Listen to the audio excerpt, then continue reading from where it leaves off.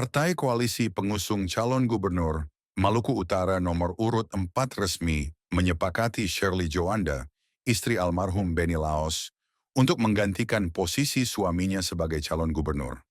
Keputusan ini diambil setelah musibah kebakaran speedboat Bella 72 di Pulau Taliabu yang menewaskan Benny Laos.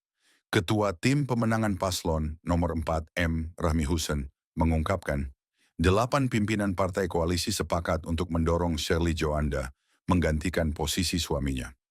Kesepakatan ini diputuskan dalam rapat di Posko Utama Kelurahan Tanah Tinggi, Ternate.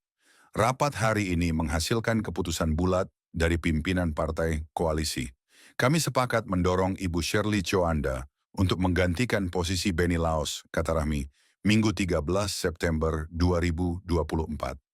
Ia menambahkan langkah selanjutnya adalah berkomunikasi langsung dengan Shirley Juanda yang saat ini berada di Jakarta untuk memastikan kesediaannya menggantikan suaminya dalam kontestasi pilkada.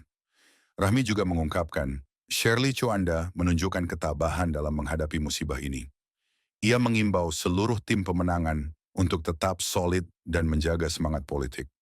Menurutnya, kemenangan sudah semakin dekat dan dukungan dari seluruh tim sangat penting dalam memenangkan pilkada pada 27 November 2024 mendatang. Diketahui, selain Shirley Juanda, ada beberapa nama lain yang disiapkan sebagai pengganti Benny Laos. Namun partai koalisi masih belum mengumumkan nama tersebut kepada publik.